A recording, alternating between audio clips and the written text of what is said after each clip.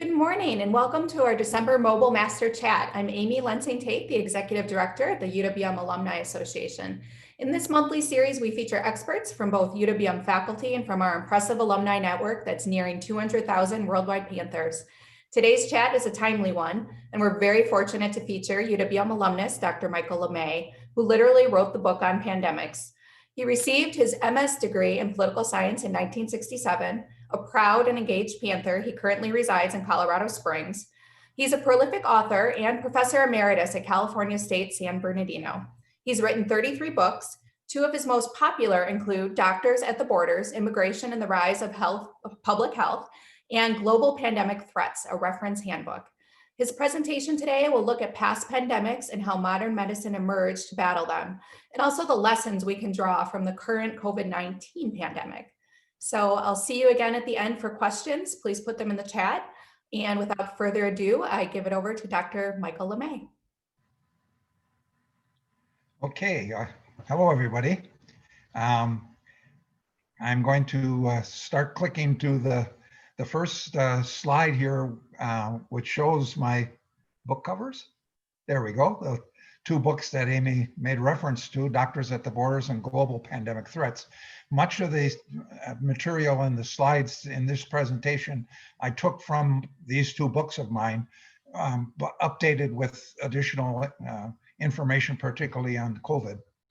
In the Global Pandemic Threats book, I did reference a number of pandemic specialists, in essence, that predicted the COVID outbreak. They didn't say it would definitely be COVID, and they didn't definitely say it would be 2019, but they said within a couple of years, they expected another global pandemic threat on the scale that we are seeing unfold right now. Now, a couple key terms. I'll talk a little bit about pandemics, past pandemics, and battling pandemics, the development really of modern science, medical science, distinguish between germs and viruses, and what is the difference in terms of medicine, modern medicine, combating epidemics that are germ-based or virus-based, where we stand today a little bit with the coronavirus. So one concept that's useful to understand the virus and why it's broken out and why it's become a pandemic is this concept of antigen drift or antigen shift. Viruses can change a little bit. In fact, viruses are the most common life form on Earth. There's more viruses on Earth than any other life form. And they mutate a lot, much more than the bacillus or germs. When they mutate just a little, it's called an antigen drift. So for instance, the flu virus, virtually every year it changes a little bit, and they have to have a new vaccine to keep up with it because it's changed a little bit. But it's not a big enough or significant enough change to necessarily be a deadly kind of pandemic.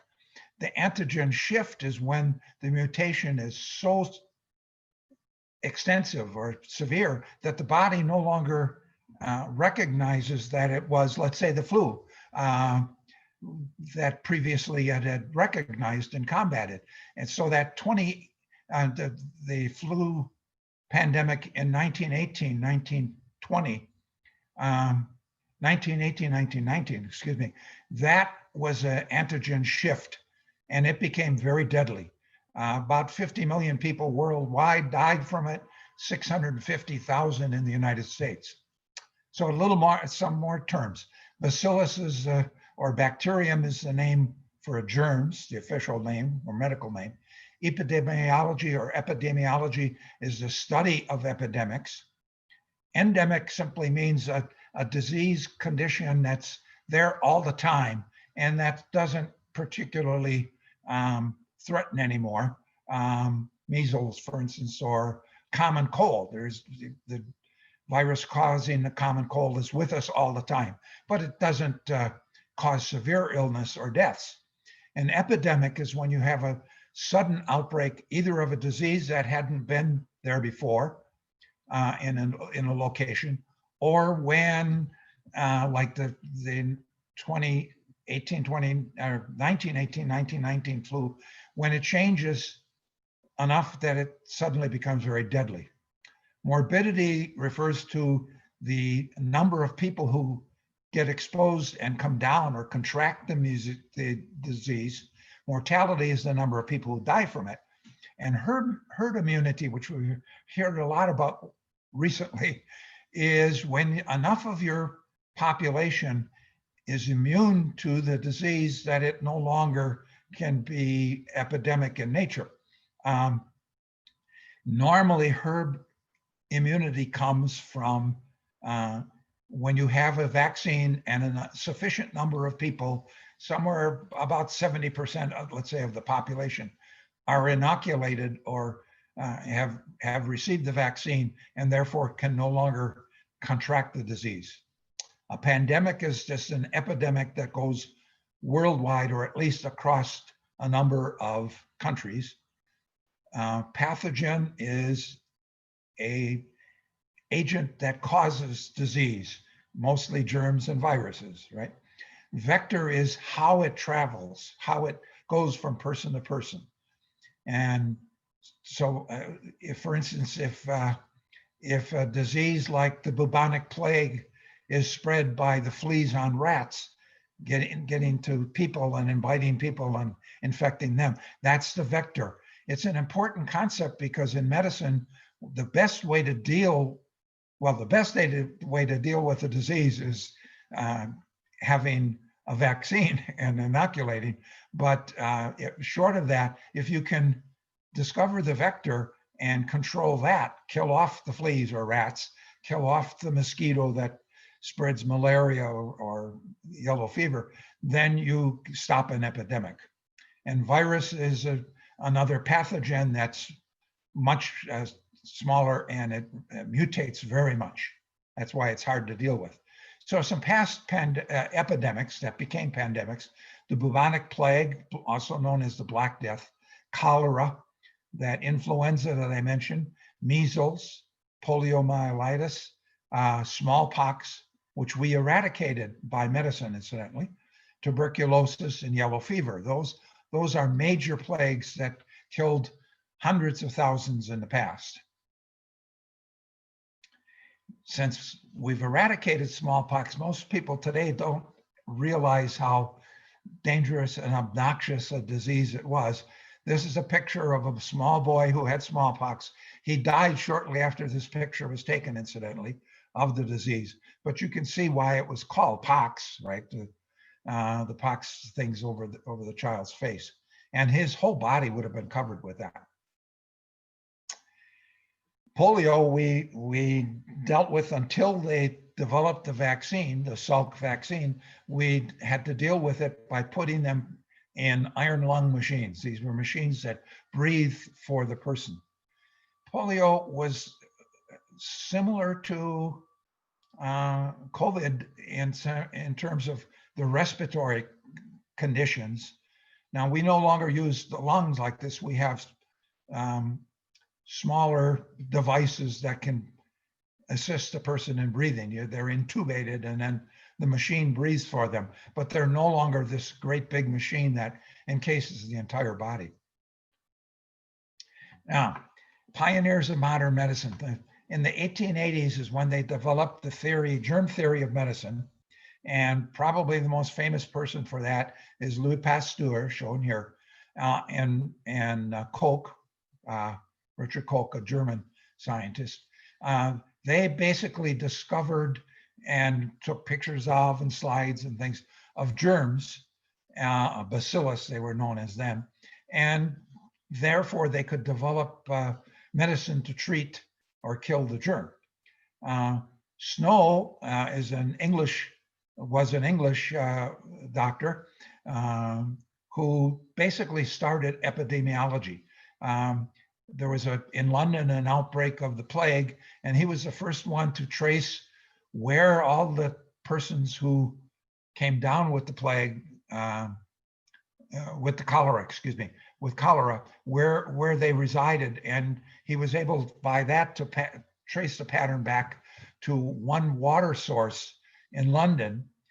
So the contaminated water was causing people to be infected with cholera, and that started this whole idea of modern medicine to study diseases in that way. That's what we call epidemiology. Jenner was also an English physician who developed inoculation or vaccines. Vacca comes from, the vac is Latin for cow, and he used cowpox injections to inoculate people against smallpox. And Lister, another British physician, developed antiseptic solutions to put on or decontaminate, for instance, surgical instruments like your scalpels, etc. Prior to his, Listerine, you may know, the name comes from Listerine comes from the name Lister. It's an antiseptic mouthwash.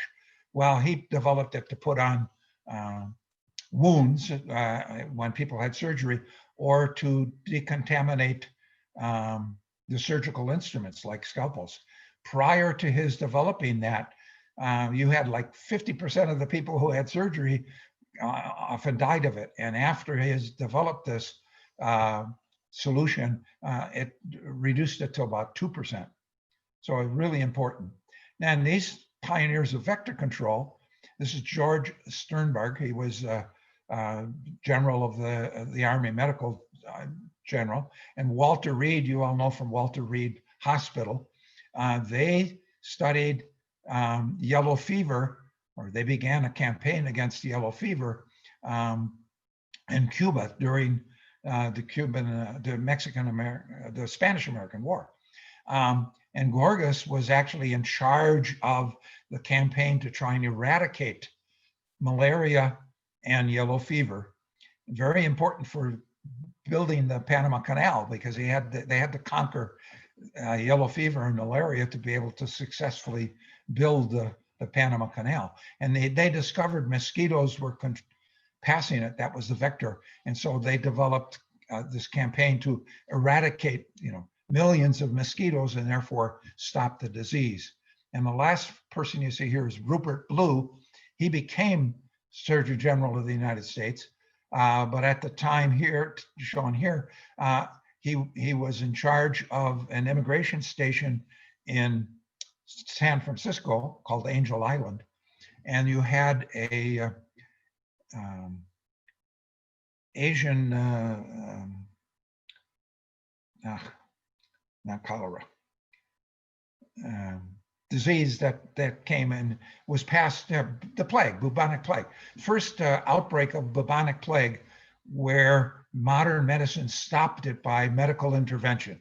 And they discovered that the fleas on rats were passing the disease. They killed literally millions of rats and stopped the pandemic in its track. First time that modern medicine stopped an epidemic or pandemic by medical intervention. And important for us now. So bacillus is a germ causing a pathogen causing the disease. Virus is another kind of pathogen. The vector is important because that's the weakest link in the life cycle of a disease. And you can often stop it by eradicating that vector, killing off the fleas or the mosquitoes. And immunization and sera are also methods of vector eradication. That's where you get a vaccine of some kind where you can, or sera is just fluids that you inject in that may have antibodies that can help stop or control the disease. And these are just some examples of it. This is a bacillus germ. This is a cholera bacillus, or tuberculosis bacillus, excuse me. And this is the influenza virus. Looks pretty close to what you see as the coronavirus pictures right now, with these little things that are used by the virus to attach to the cell. And this is an amoeba, which is a one-celled sort of animal that can cause diseases. It causes diseases basically of your intestinal tract. And here's a picture of a magnified of the coronavirus attacking and invading a human cell. The anthrax became pretty famous a few years ago when we had a severe outbreak of it. It's an acute disease caused by the germ or bacillus anthracis that is often fatal. You can see it can infect through a little cut, and becomes a wound, very severe, but he probably had a little scratch or cut, and through that, the bacillus entered the body and caused anthrax. Can be quite deadly. It lives in the soil. We have anthrax around, but it rarely causes diseases now because we know how to treat it and stop it. The Zika virus, quite famous just a couple years ago. It's a mosquito-borne virus that was discovered in 1947, named after the Zika forest in Uganda, where they first kind of discovered it. It's related to yellow fever and dengue and the West Nile virus. So it's a respiratory, severe fever and respiratory kind of disease. It can cause encephalitis in babies. So it's generally not deadly to the adult who gets Zika, but women who are pregnant who become infected with Zika had a very high percentage of their babies being born with encephalitis, this brain swelling of the brain. It can be very serious. Go back one. Sorry, I clicked twice. Okay, one other aspect, and that's regarding pathogens that can be used for bioterrorism. And the coronavirus, you'll see down here, the coronavirus is one that medical scientists are very fearful of, that somebody, with evil intentions will create a new disease that combines, let's say, smallpox with the coronavirus, or anthrax with Ebola or something, so that you get, or Marburg fever, for instance, so you get a very severe bioterrorist weapon, because you can it disseminates person to person, causes high mortality, and it can cause a complete panic or disruption, social disruption of the country that you are attacking by using it.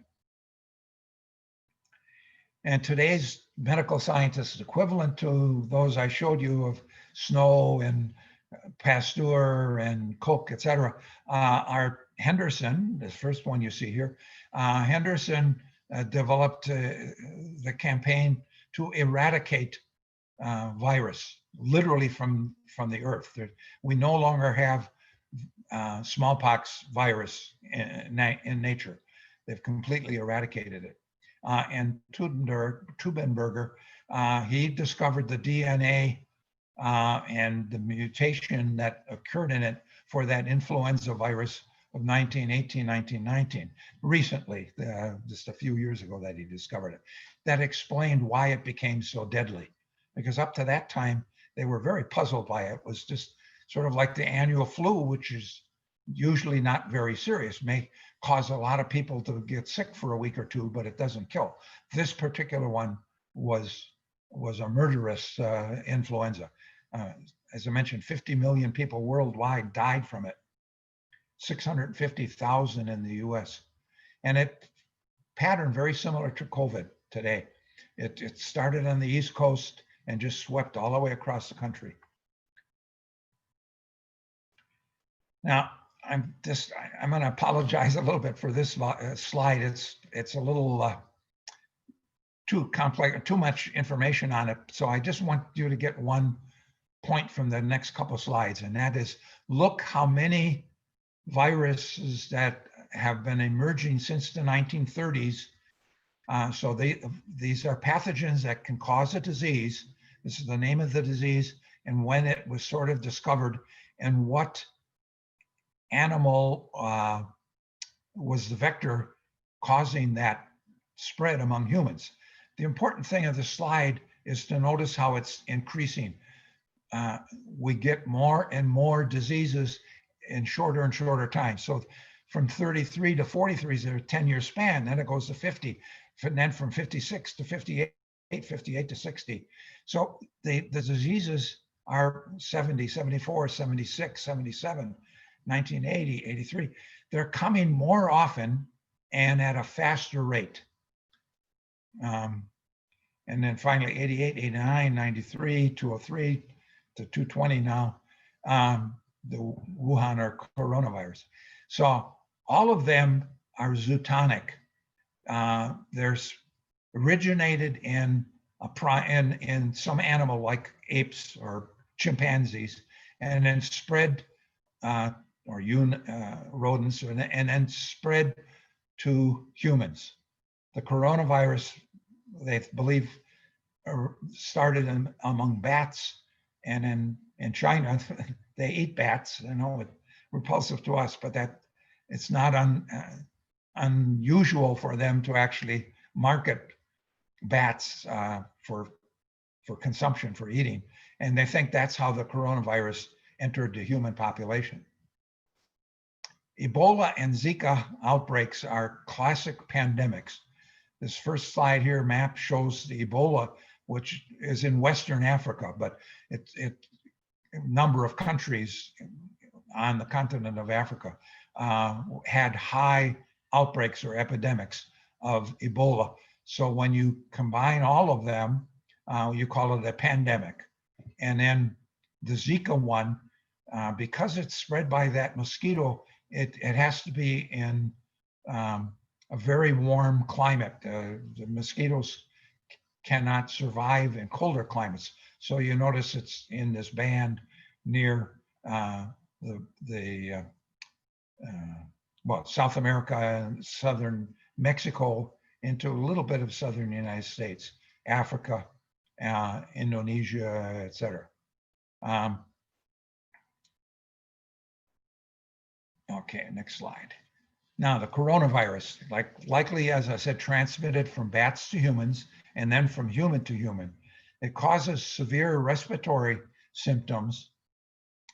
People typically die of pneumonia, but also increasingly now we're finding that it can attack other organs where they die, the person dies of an organ failure. I'm sad to report that my oldest brother, Don, just died just a couple of weeks ago of coronavirus. He was a World War II veteran in the Veterans Hospital in Milwaukee. And the outbreak there entered into patients probably through staff members from the general community. And quite a number of my, like 70 or 80 residents came down with it, including my brother. And he died within a matter of 4 or 5 days after they diagnosed him with it, of internal bleeding from organ failures from it. The coronavirus mutates very recently, and it's similar to SARS, which broke out about a decade ago, about 95% similar to that. They're both in the coronavirus genus of viruses. And why it's so concerning and so dangerous right now, why it's spreading so much, is that it spreads while asymptomatic. So people are infected. They don't know they're infected yet. They're not experiencing any symptoms. They don't have fever or coughs yet. It breaks out after several days. But while they are still asymptomatic, it can still spread. And it spreads by aerosol, by their cough or their sneeze getting into the air, and someone else gets in contact, inhales or goes in, can enter even through the eye, human eye. The little minuscule droplets that the person who was initially infected spreads coughs and that spreads to other people. That's why it spreads so often in restaurants or indoor places where people, churches where you have church services, where people are singing and speaking in louder voices, etc.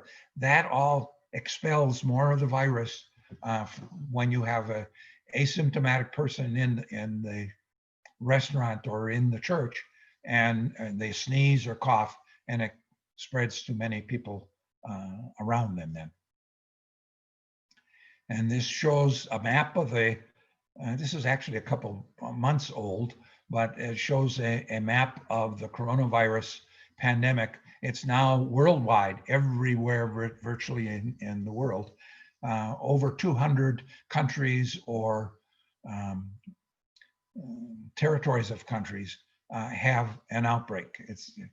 It's probably least in New Zealand and Australia, but it's everywhere. And it's, you notice the United States is the deepest red. That's because that has the greatest amount of coronavirus outbreak and anywhere in the world, second close to outbreaks in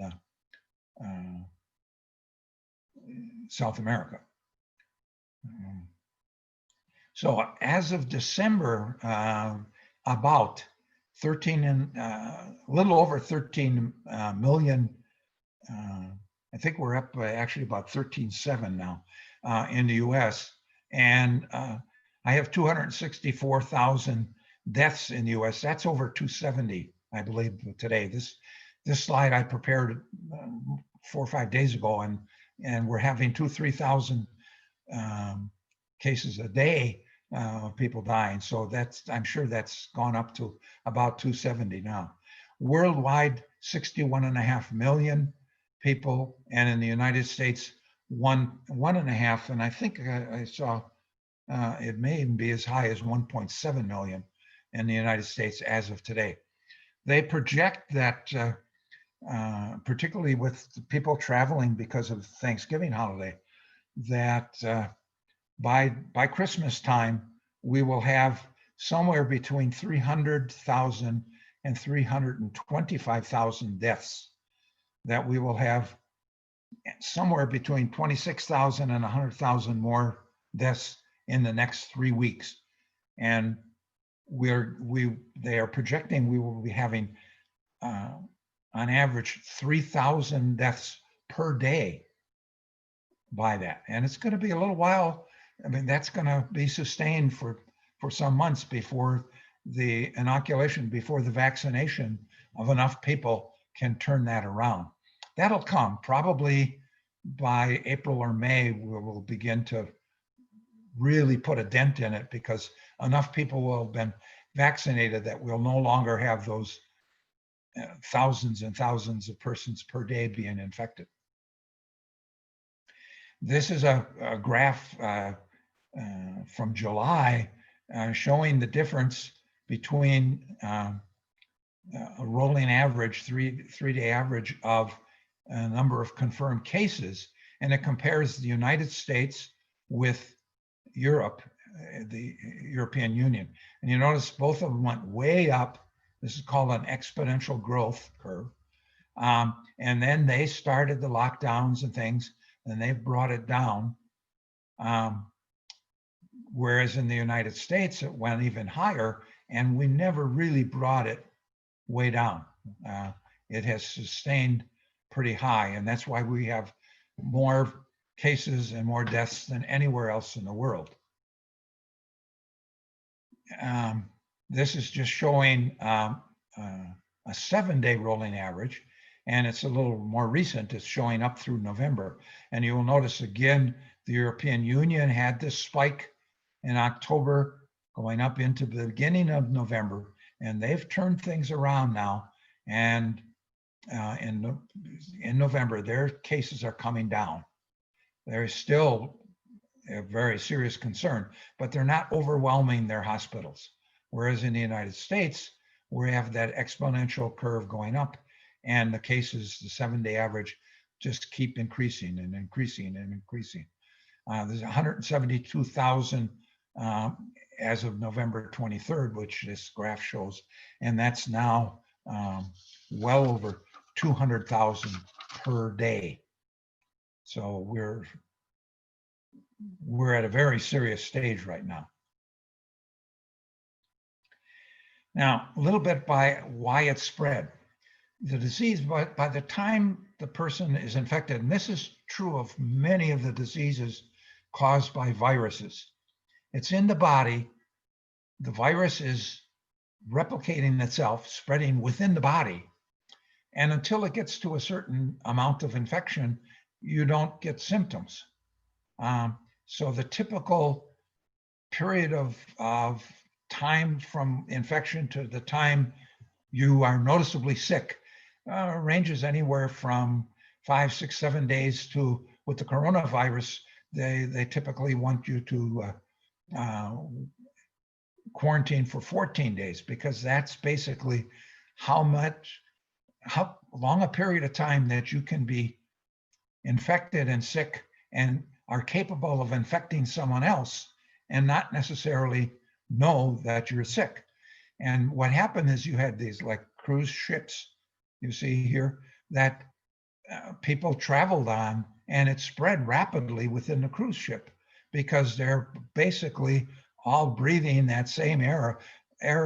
You have something like a typical ship like this will have maybe 2,000 to 3,000 passengers and 500 to 1,000 crew members.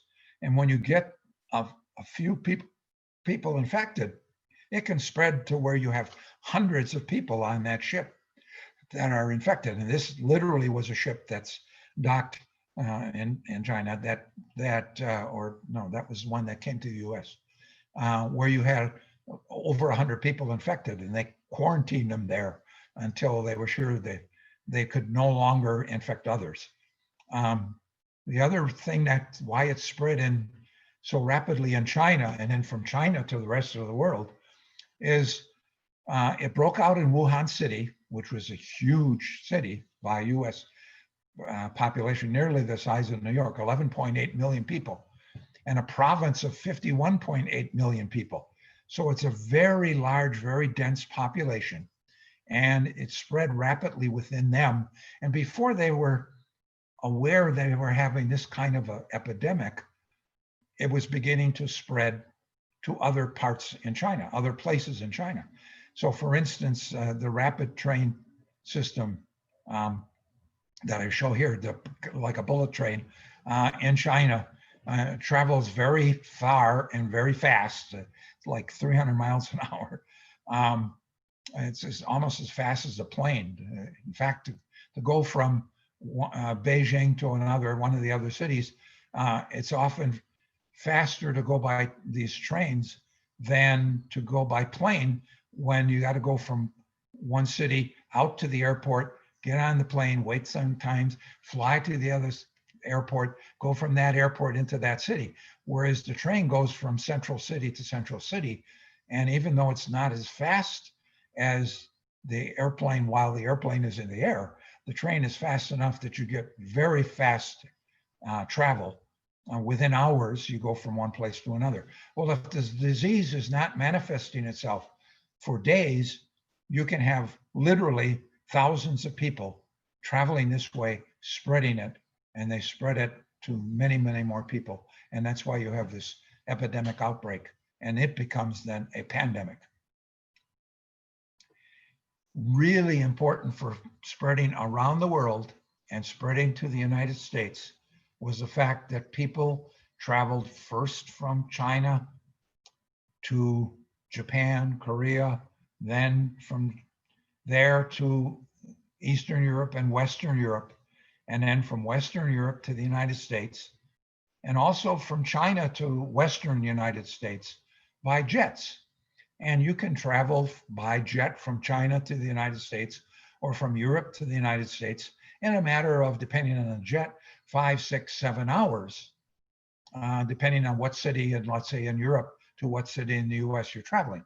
Well, if you are infected but showing no symptoms, and you travel within a single day, within 7 hours, let's say, you get off in the airport, you're in a very congested area, you may be starting to cough and sneeze, and you Other people are walking right by you or near you through that airport, and suddenly, literally hundreds and hundreds of people become infected. That one initial, or on that plane, you may have, a dozen people infected. They land in the airport. Let's say they leave London, they arrive in New York, and there's a dozen people on that jet that are infected. That leads to that outbreak that we had in January and February in New York, where you literally had hundreds of thousands of people become infected in a matter of a month. That's the way the disease spreads so fast. And that's why the coronavirus, as all respiratory viruses that are spread through the air, are so particularly worrisome and dangerous. And why basically you have to wear masks and you have to keep 6 feet apart. Why do they say 6 feet? Well, the droplets, if you cough or just breathe out, the droplets in the air generally fall to the ground within 6 feet. And so a person 6 feet or further away from the person who's breathing, who's infected, will not necessarily inhale or ingest the virus. It's even better if you're wearing a mask, because you can't spread it. If you cough, that virus will stay pretty well contained within the mask, so you don't spread it to someone else. Quarantine, 14 days. This shows a typical coronavirus hospital or ward situation now.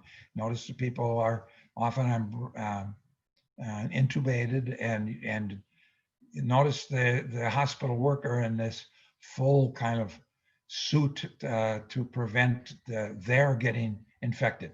It's extremely dangerous for doctors and nurses, particularly nurses, but anybody working in that ward, somebody coming in to clean, et cetera, they have to be encased, if you will, in a suit like this in order to prevent the spread, because all of these people are infected. They are all highly contagious. They can spread it just by their cough or just their breathing out. And when you get a ward like this enclosed, the air itself is just filled with the virus. And so it's very easy to become infected if you're not infected and you enter into that space without adequate protection. So in conclusion, the coronavirus is a worldwide pandemic. We're going to get more likely to develop as we spread our urban cities to areas that were previously jungle, kind of forest areas. Animals there that rarely came into contact with humans that may have developed a disease, a viral disease, now come in contact with humans. And if the disease can jump from the animal to the human, we call that a zoonotic disease, then it's possible to pass it into humans. And when it goes from human to human, it can spread rapidly. And then our means of transportation now, those rapid trains and ships and planes that travel long distances much faster than the life cycle of the incubation stage, if you will, of the pathogen, of the disease, it can travel all the way around the world. And we are using drugs to combat it until we get like drugs other than a vaccine, but to combat the disease. But very often the disease becomes resistant to the drugs. It mutates, particularly viruses. They mutate constantly, or very often, more so than any other pathogen. And so they can become resistant to the medications that we used to have to treat that disease, no longer are effective because the virus has mutated. And so they're going to increase. We're likely to have, over the next dozen or more years, other outbreaks, not just of the coronavirus, but some other one similar to the coronavirus. We're likely to have other pandemics within the next decade, certainly. Okay, and these are two other books that I drew material from. One simply called Pandemics, excellent book, incidentally. And then Global Connections, Pandemics and Global Health. Some of the things I did about the spread of viruses came from this book. And here is the citation for them. If anybody wants to look them up. I do have a website. If you go to that, you will see a picture of the cover of Doctors at the Borders or Global Pandemic Threats. Click on the cover of the book and it'll automatically link you to Amazon.com, and you can order the book if you would want to do so. You might want to check it out, see if you have it at the library, because it's a lot cheaper if you get it from the library. But anyway, a little plug for two of my books.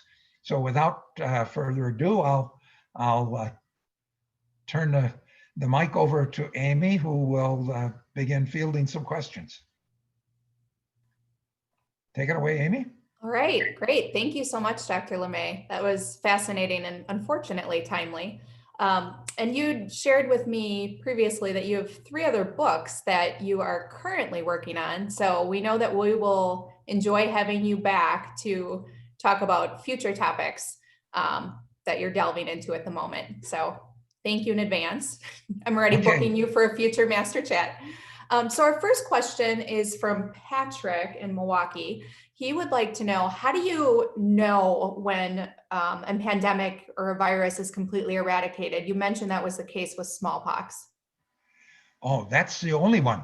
That's the only one we have, the only disease we have eradicated. And it's because we vaccinated so many people that the virus could no longer find what they refer to as a virgin population, a person who was not immune to it and therefore could become sick and spread it to others. So the virus literally kind of dies out when it can no longer spread. The virus doesn't live alone, if you will. The virus has to infect or be within some other animal or some other living organism, and it attacks the cells of that person or animal, and then it becomes a disease. Sometimes the animals get a disease that's not deadly to the animal, but when it jumps from the animal to the human, it becomes much more, its mortality rate increases. It becomes much more deadly. That's what happened with the great influenza of 1918, 1919. Okay, thanks. And then Wyatt from Minnesota has a question coming in right now. Where can we go for valid, reliable resources on COVID-19? Well, I would have said well, I'll say it again now. The CDC is your best source, has been for years, had the best reputation in the world for that. I'm not being political when I say it's that reputation and it's the accuracy severely compromised during the Trump administration, basically from March or April till this month, because the Trump administration suppressed some of the data and it wasn't as reliable. We also depend a lot on hospitals reporting in the data, and they monkeyed around with the reporting system. So how accurate a disease, the spread to how many hospitalizations are, how accurate the data about hospitalizations, that you can now get through Washington Post, New York Times. University of Washington has a very good program that chronicles, if you will, the spread. But I understand now that the CDC, that's Center for Disease Control, actually the title is Center for Disease Control and I forget the second word now, having a senior moment. That's probably your best source of information right now. Okay, thank you. And Somebody is asking for your website, which I understand is newly minted and refreshed as of this week. That would be michaelclemay.com. You can also see it on the screen right now. And we will make sure to send that in the wrap up and thank you email for this event as well. So you can easily visit it. Also one other one back, Amy, on that. The older site still is, you can get lots of things like copies of the book through that or read about the books. And that was the older site, which is Mike, the word Mike LeMay, immigration dot blogspot.com. That's still up, but I've changed my site, if you will, now. I'm updating it to this new one. This is the LeMay.com is a Google site. And so it's a little easier to link with. So I'd suggest they go to that. Okay, great. Thank you. We'll share both of those with the audience. Thank you. Okay, so next we have a question from Kyle in Milwaukee. We heard about Zika for a few years. Is Zika now controlled, or how is it slowed? Okay, good. Good question. Zika has slowed to the point of almost being gone. You can still find Zika outbreaks in South America. It was slowed largely by killing off the mosquito that transfers it. So Zika, like yellow fever, like malaria, Zika is spread by a mosquito that is infected with the virus. It bites the human, draws the blood from the human. In the process of doing so, it infects the human with the Zika virus. There are two types of mosquitoes that can spread Zika, can spread the virus. And they have a fairly narrow range of temperatures they survive in. That's why you only find them naturally in like South America, Mexico. Basically, they stopped it by warning people. Once we understood what was spread, people began to use mosquito repellent more, for instance, so you didn't get as many infections. And then they also sprayed for and killed off many of the mosquitoes. So it's now down. It's not completely eradicated, but it's down to where it's no longer an epidemic proportion. It's still a disease, but it's more lower level endemic rather than epidemic proportions. All right, and Richard is watching in Lake Geneva. He'd like to know, has research shown a key reason or multiple reasons for the uptick in emerging diseases? Very good question, Richard. Yes. The research shows that human behavior is the cause, if you will, of the uptick, in the sense that we are spreading, and where we live, more and more intrusion of urban areas and big urban areas into regions where the animal that was the vector carrying the disease previously had very rare contact with humans, suddenly have much more contact. So avian flu, for instance, it originally infested birds. After a while, birds flew and got close to cities. They infected chickens. People lived with the chickens, had a lot of close contact with the chickens before they were eaten, for instance, and that caused the jump to humans. So that's true of swine flu and avian flu and a number of the other viral diseases like that. The second thing is we are now living, more and more people, in more and larger cities where you simply have a greater contact with people, a greater number of people. If you live in a small village, there's only 300 people or so, for instance, you can't spread it. If you live in a city of 10 million, you can have these huge epidemic outbreaks, and then it becomes pandemic because we have travel I mentioned the ships and the planes and airplanes and trains that go so fast. They can travel from large city to large city to large city, and that just spreads it literally around the world. That great pandemic in influenza 1918, 1919, that was spread really by troops. It's misnamed very often. People may know it commonly as the Spanish influenza. That's because in Spain during World War I, Spain was neutral. They didn't have their press censored. And so they started to write about this strange epidemic of flu that suddenly is beginning to kill people where flu never used to.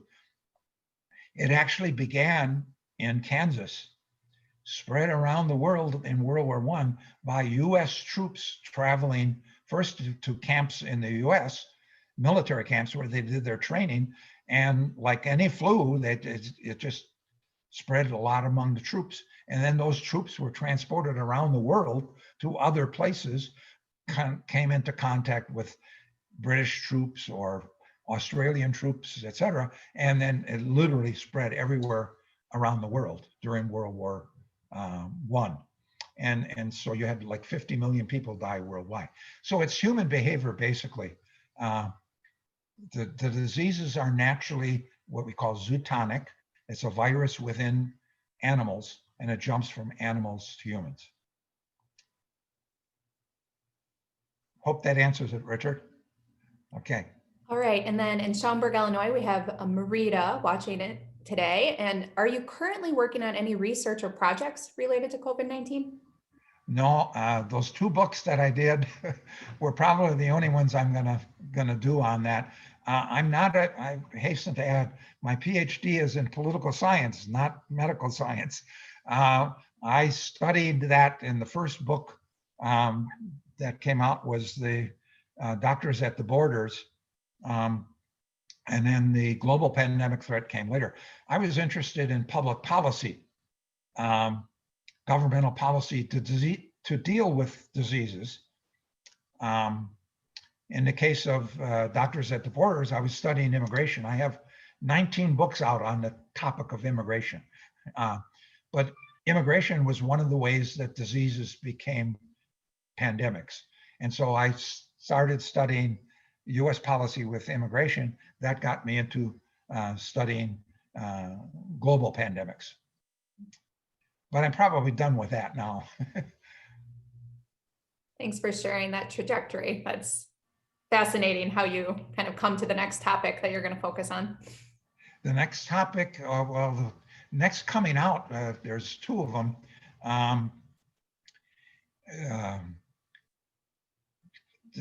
Literally the next book that's going to be coming out is Civil Rights, Civil Liberties. Then I have a book on US-Mexico border region and immigration across it. And then my third book coming out, which will probably be December next year, is elections in America. All of those three books are contemporary world issue volumes. That's a series of books that I write and publish through ABC Clio. It's a publisher out of California that specializes in library reference books or library books. Okay, so we have another question. Can you elaborate on ways that immigration influences pandemics? I imagine you could go hours on this topic. Yes, I could. The main thing is large-scale immigration involves the movement of hundreds of thousands, and in the case of the United States over decades, millions of people traveling from one place to another, traveling from Eastern Europe or Western Europe to the United States, or Asia to the United States. They may bring with them the viruses or germs as fellow travelers with the immigrant. The immigrant doesn't realize I got this virus or disease, I'm carrying it, but I go to this new place. And so the population in the new area of settlement is often a virgin population, has little or no immunity to that disease, and therefore it spreads rather quickly among that population. Good example for that, for instance, is immigration of Europeans to America, to the United States, and diseases that were not particularly deadly, like measles, to Europeans, were brought to the United States. The Native American Indian population was literally a virgin population, completely had no immunity to measles. And so measles became literally a very, very deadly killing disease to Native American Indians, as was true of cholera and smallpox, et cetera. We had smallpox epidemics that wiped out almost entire tribes of Indians. So it's basically immigration is a process of people migrating, and with them, diseases also migrate. Great. Well, with that, I believe that was our final question, Dr. LeMay. So I really want to thank you for sharing your time with us today and continuing to stay engaged as an alum. Even though these times are challenging, it's brought us opportunities like bringing you to everybody's screen from Colorado easily without having to fly you here. So that's a treat. I know we'll be asking to have you back in the future. We had about 100 alums from across the country listening in today. I want to thank them as well for continuing to stay connected. And we look forward to our next Master Chat in January. We soon will have the whole series through the spring semester booked, and we're delighted to share that with you. We took the survey results that everybody filled out in the summer very seriously and have a lot of topics that you asked for. So a lot of good things in store. And thank you again, Dr. LeMay. I look forward to my pleasure, and I want to thank everybody for tuning in as well. All right. Thank you. It was a pleasure.